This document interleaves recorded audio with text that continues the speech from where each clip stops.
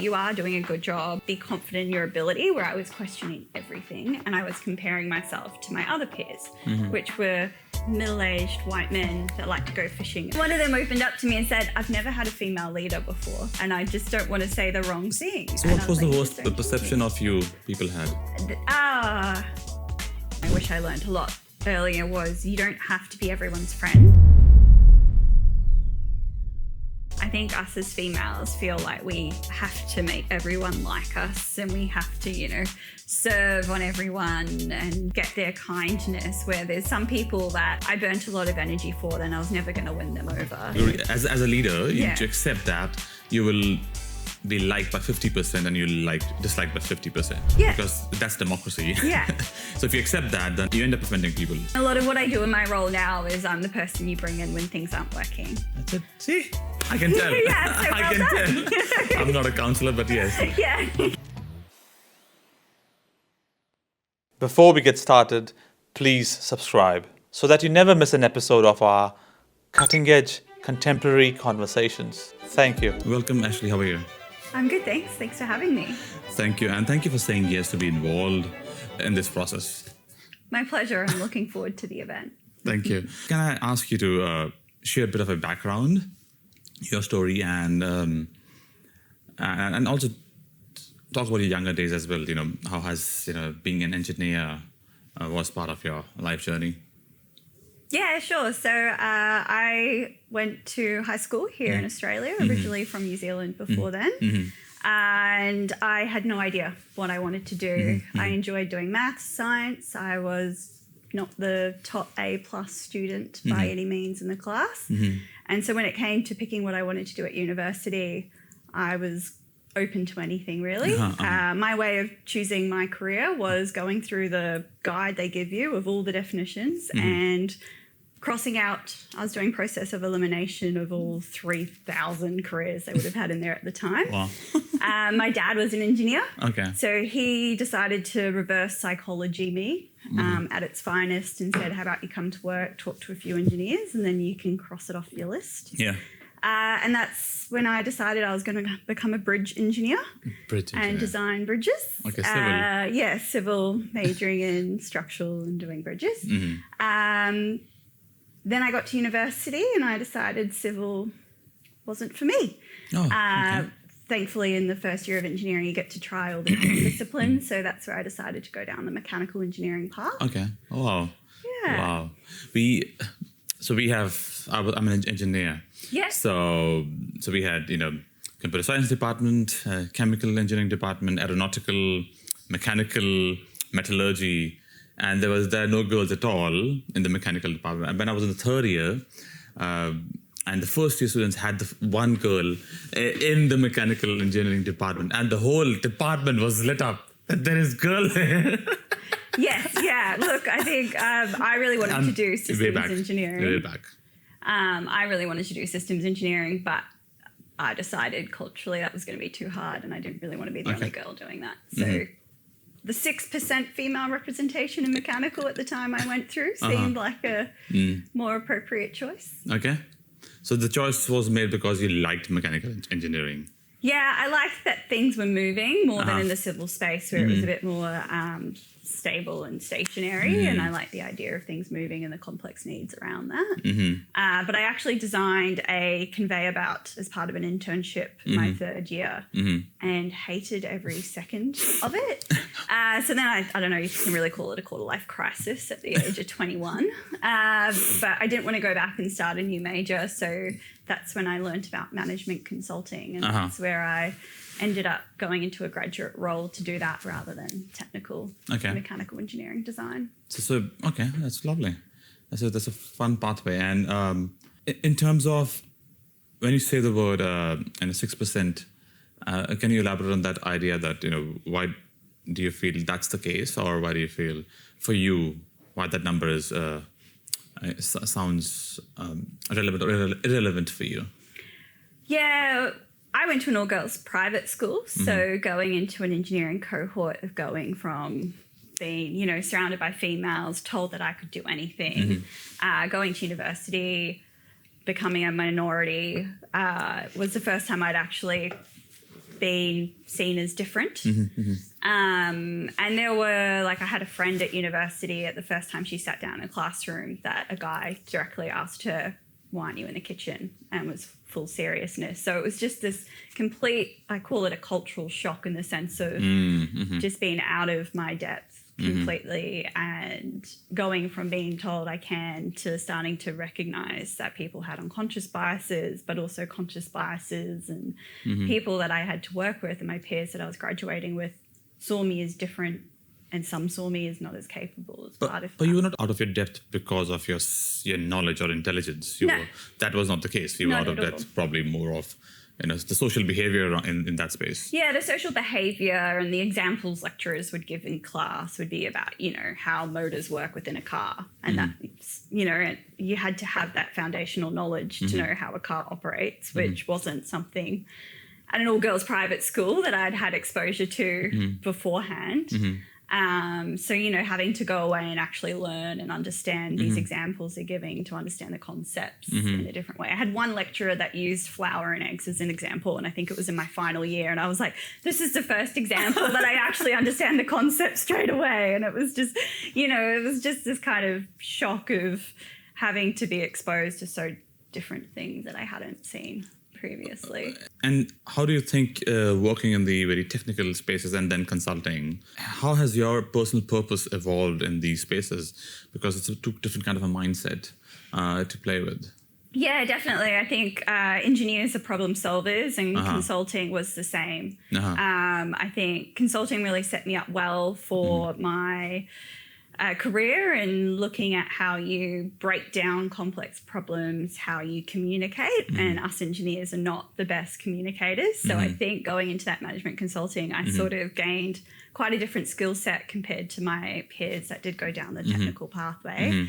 And I, really found that sort of helped set me up. I did transition back into more engineering side of things later in my career. And I think having these different skill sets helped sort of set me up, and particularly in helping others communicate from the technical engineers to the decision makers of the business. I was sort of your in-between person that can do that. And for younger people who are getting into the degrees, and how can one develop the softer skills? Because as you are working with the people, you understand need to have management or managing or working with people skills. How do you have found your pathway there for yourself? Yeah, I think it's stuff you have to do outside of the traditional learning means.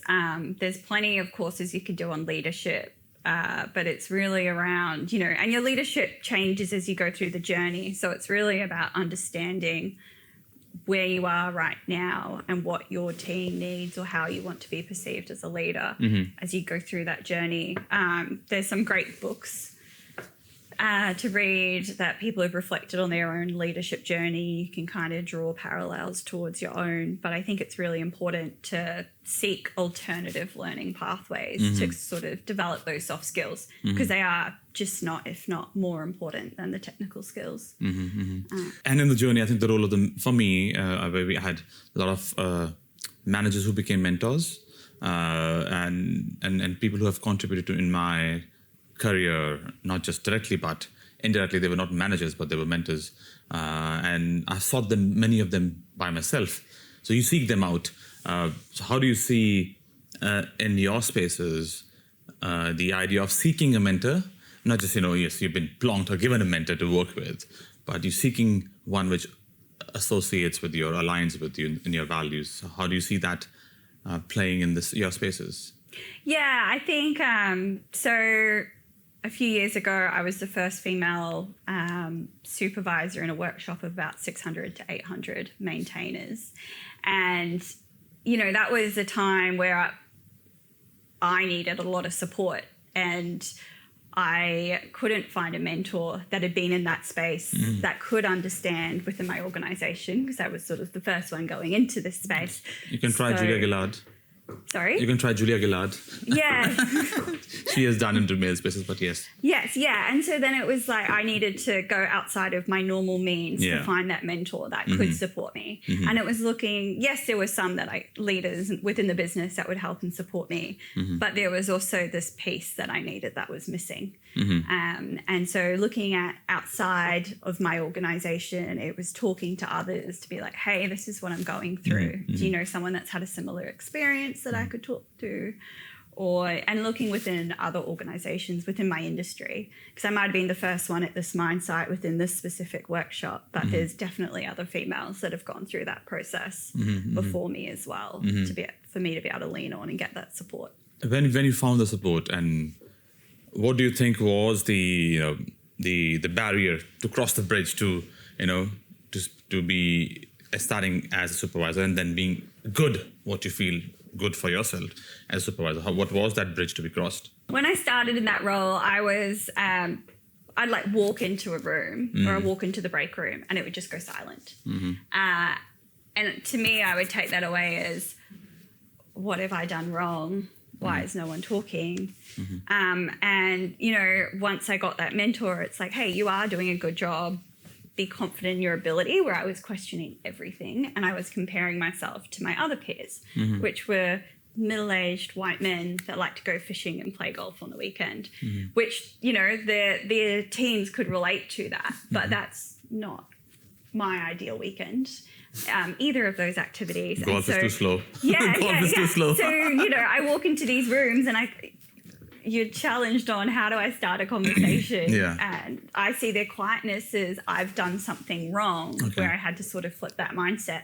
And so when you've got this mentor and you can actually, outside of your organization, say, hey, this is what's going on. What do I do about it? They can give you strategies and whatnot.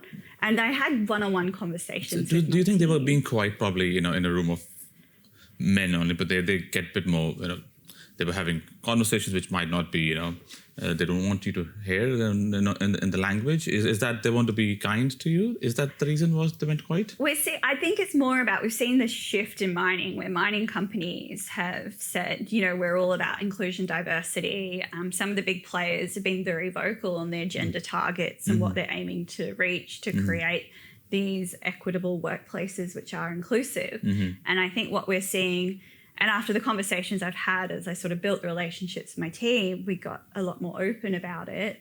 And they sort of said, I just didn't want to say the wrong thing, so it's easier not to say anything. Yeah, that's what I was wondering. So it was more, they felt so uncomfortable. They just didn't want to say anything because they didn't want to say anything wrong. And they were not ignoring you, but you were assuming. Yeah, but that's how I had taken it. So it was quite and I sat my whole team down to do one-on-ones to talk about their career development and whatnot. And they'd never had it before. They all thought they were getting fired the first time I did it. But then one of them opened up to me and said, I've never had a female leader before. And I just don't want to say the wrong thing. So what was the worst perception of you people had? I think I went into and the good and the bad, situation. I went into a sticky situation where someone had been in the role for 3 years acting, and I got put into that role over them. They were very technically qualified. They had a lot of respect for the team, but they weren't enough of a people leader to take that role full time. They chose to leave the business, which totally understandable in their position. But what they saw, and the company I worked for at the time was very vocal about their gender target. So I walked in being the diversity card. So I didn't walk in at 0. I'd walked in as this bright young female who's never worked in a workshop in her life. She's a mechanical engineer, so trades hate engineers. And I also had taken this role over someone they very respected and thought did a good job. So I didn't go in onto this even level playing field. I went in at like minus 20. So that was sort of the perception of where I was. But I'm very grateful that one of my team members, probably 6 months into the role, turned to me and said, I now know why you got the role over the other person. Yeah. Well, so I think it's a good learning curve also, that, it's a big hiccup to cross. As you said earlier, that yes, it should be equitable, but I think it's a good learning curve from that point of view, that your mindset is stronger now because you have done the difficult patch of, getting that respect. which would be a had before. It was definitely a leadership journey for myself to go on through that process and developing. Yeah. And just how I was. And it's interesting because there was unconscious biases that played out too in a very traditional, male workplace where if I said no, guys would physically take a step back from me.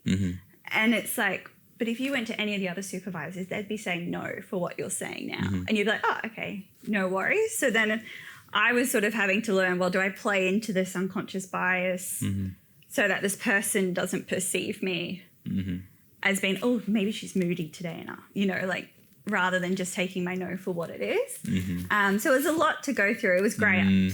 I definitely do it again. I would love to be fly on the wall to see what's happening. Yeah. That's a good dynamics. It's so human behavior. Yeah. So, and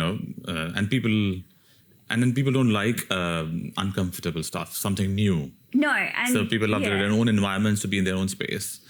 So something new happens to the space and people just start behaving differently.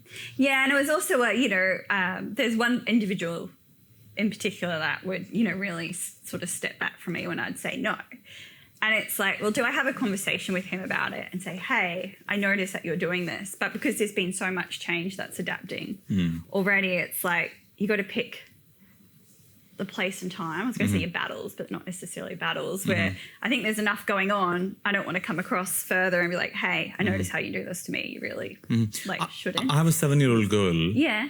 And she's fun, very interactive, very social, very tactile. Yeah. And very things with hand. And she's not very, we don't have iPad in the house. So she's doing things with hands. So what do you think as a young girl, if you were 7, and if you know that this is what you end up with as a supervisor, what are the things you would be working for yourself and learning?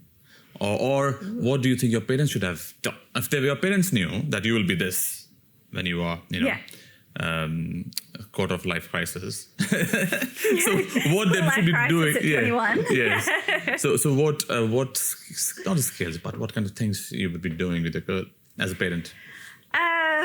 Well, I think one of the most scary things to me, so I've just had a daughter that's 4 weeks old. Oh, so congrats. I also am already reflecting on how I set her up for success to be able to conquer anything she wants to do. Yeah. And she, I think, particularly it's at the primary school age where girls start to lose their confidence in science and maths. And I watch it with my niece who's 10 years old at the moment. She'll be like, oh, I'm not good at math. And we're waiting at line at Costco the other week for something and with the numbers. And so I was saying, okay, well, how many numbers are there before hours? Oh, I can't do that. And I'm like, yes, you can. You can do it. And it's just that confidence that they start losing at such a young age. Which is terrifying. So I think one of the most important things to do is to actually build their confidence that they can do science and maths and that they are capable. Because if they're losing it at such a young age, there's no way they'll sign themselves up for going into STEM pathways. And that's what the data really shows in the research, that they're not confident in their ability. They think they can't do it. Women apply for jobs when they meet like over 80%, 100% of the criteria, where men apply when they hit about 40%. So none. Yeah, exactly. If you're in politics, don't look for. Yeah, right. You look at the job description. Can I do all of this? No, I will be a politician now. So that's the remember qualifier. That for my next quarter life crisis. That's a qualifier to be a politician. Yeah. Can you do all of this? No. Do you have experience on this portfolio? We'll make you the minister of whatever portfolio. Do you have experience? No. Have you done that? No. Okay, sounds like a good fit. A good fit. Let's make it. So I think that's a different breed of humans. Yeah. Well, I think that's not men and women. That's probably it's more equitable there. Yeah. On jumping up the gun. The industry at a whole. At least it's equitable. That's where it's equitable for sure.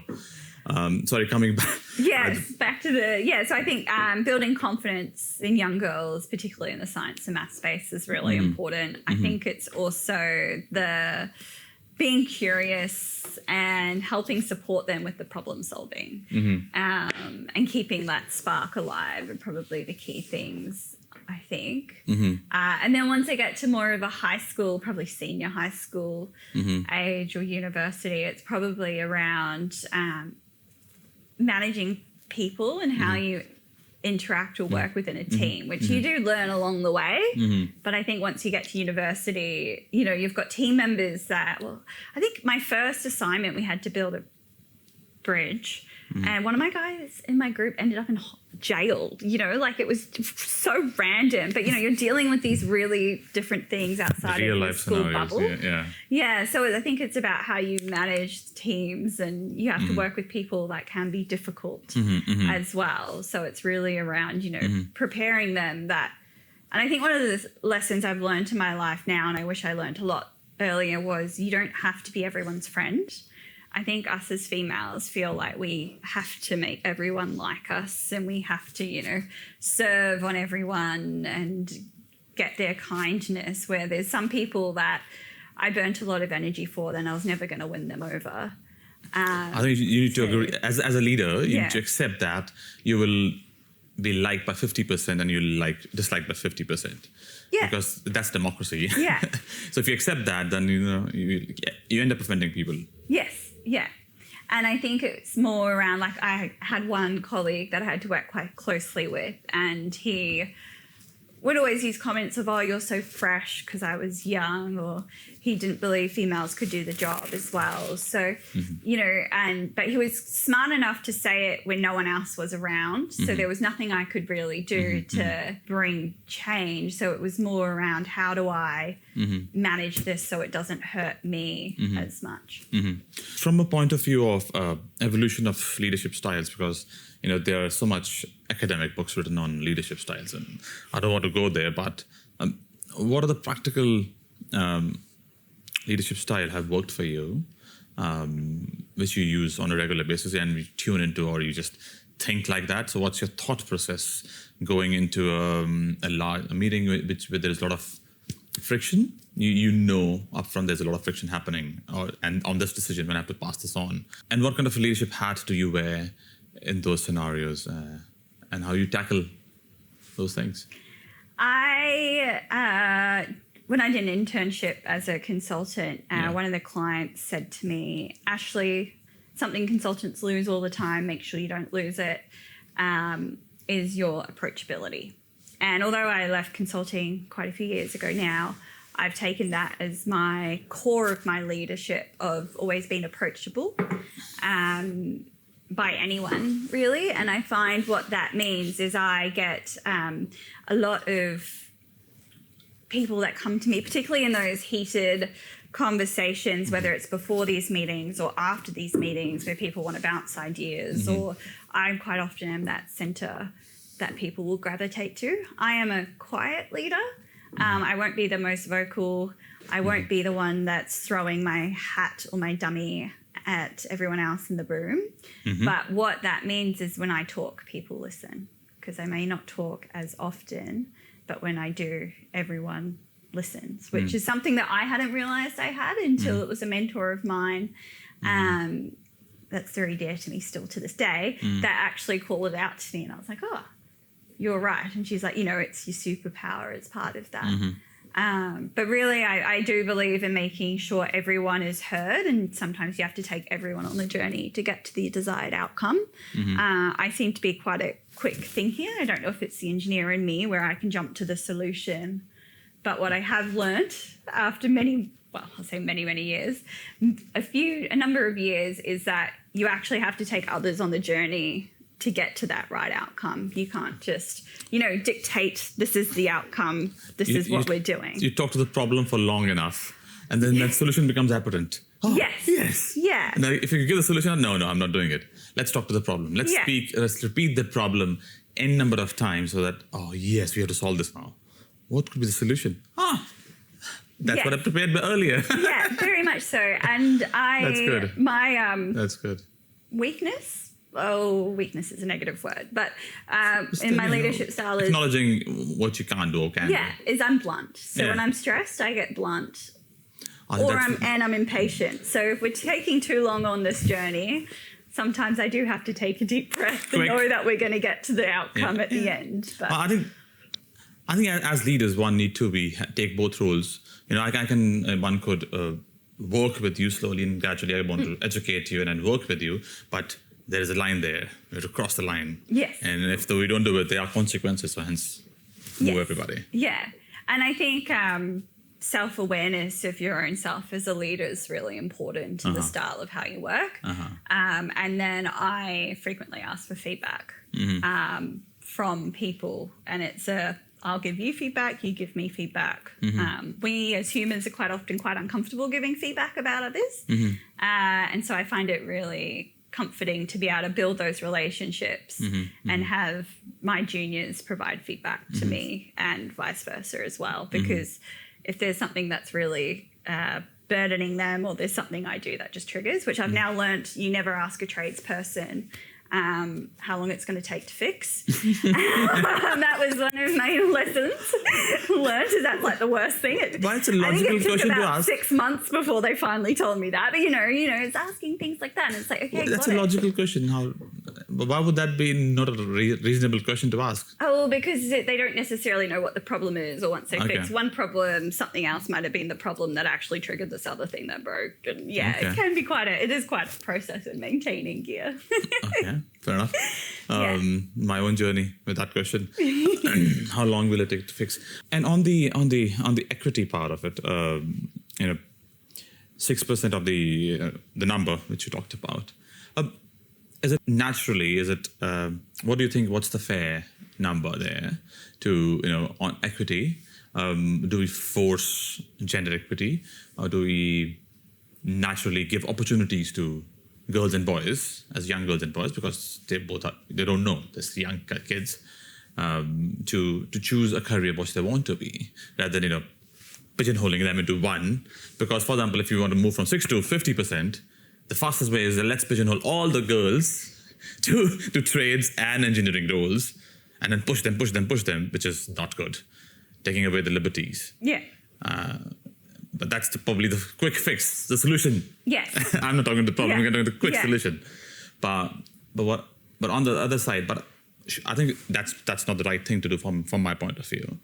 I think we should provide kids, both boys and girls, the opportunities and environment for them to thrive and survive, and pick up and play on strengths. If a child is tactile, they will do more tactile stuff. If the child is more artsy, they'll do more artsy stuff, more drawing and painting. And so one could choose career on their strengths, and whichever natural percentage we end up with should be the natural number, rather than forcing almost equal. What do you think about that kind of? Yeah, I agree. I believe we need a workforce that represents what our population demographic looks like. We need to be solving these problems that are very complex with a diverse range of people. And engineers are developing solutions and solving problems for our community every day. And that community needs to be reflective within the engineers. So we're actually developing the best best solution to the problem possible for our stakeholders. What I think so I do a lot of volunteering work for a not-for-profit organisation called the Power of Engineering. And what we're really passionate about is we do focus on female and also regional high school students. And we have a program that just brings awareness about, hey, this is what engineering is, and it's about showing and demonstrating what a career in engineering can be, so that students are educated and can make an informed decision about whether or not engineering is a career path for them. Generally, it's quite a high percentage that females will consider a career in engineering after these days, but it's mainly just not having awareness beforehand to understand what. But you would assume that would happen as naturally in the schools, no? A lot of the schools are just starting to get engineering as a specific subject, but it's still an elective. So you're still reliant on year 10 students to make a choice doing this engineering where they may not really know what it is, overdoing, I don't know, some easy subject or, something else. And their friends might be doing that one. So it's still sort of reliant on a lot of that where, and I still think there's a lot of schools that don't actually have engineering as a subject to be able to sort of create that awareness. Can you talk about some female leaders or women leaders in your life you have aspired to be or look up to, and then Yeah. what things you had looked up to for, and are like these skills or these traits from this person and this person. So I got caught up in quite a large restructure at work where 50% of the department That's a big number. across the globe. I think we were 6,000 and we got reduced down to 3,000 across the globe. So, there was this other lady, Gemma, and she knows the story already, so it's fine that I tell it. She had sort of been working in my same team previously before the restructure happened, but as part of this restructure, she became my boss. And she had a comms degree. She'd only moved into the team probably 6 months. I hadn't really worked too closely with her prior to that. And I remember being, not outraged, but just a bit of a, I can't believe she's going to be my boss. She's got a comms background. Mm-hmm. What is she going to teach me? Mm-hmm. And believe it or not, she has taught me so much, and she's built my confidence, and she's really been a mentor to me. And she's actually the one that said that, actually when you talk in meetings, you may not do it often, but everyone does listen to you when you do. And she... has really probably emphasized to me the importance of communication and how you communicate. I work in large organizations, so there is political agendas and not everyone, but a lot of people that are out for their own sort of gain, and how you sort of manage that. And things can take a long time to progress. So it's also about how do we solve problems and how do we navigate that through these large organizations and the existing processes. And she really taught me a lot in that space. It's part of that, is what I look up to. Lovely. And how I've sort of taken that on every day. And if you have to sum up leadership, communication style, all of that into keywords or a few sentences, if you can do that for us in conclusion. Few words. Around my leadership style. Approachable. Yeah. Caring. Okay. Approachable, caring, and I would go with... I should have thought about this beforehand. Can I try? Yeah. Can I try listening to you? As in just on my observation. Go for it. Get stuff done. Yeah. The manager who comes in the end say, no, move. Those ducklings? Yes, they don't move. They just walk away everywhere. Yeah. And then mom or dad just push it. Everybody move. So probably get stuff done. Yes, yeah. I think at the end of the day, I work in a role that has deadlines that we have to do. We need to deliver projects, and they're working in really complex situations. So a lot of what I do is I'll enable people to have a go, but I know where we need to get to and when we need to get there by. And I can help make it simple for us to get there when things can be really complex.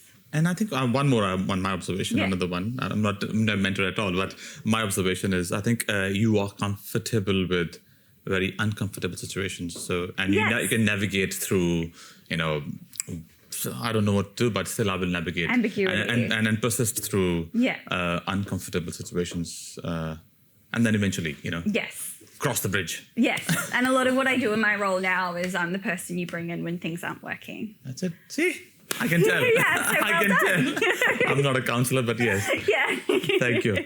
But I'm so glad to sit and have a chat with Jania because I'm a girl dad, so I'm glad to sit with you and get your views for my, if I have to navigate my child or advise my daughter.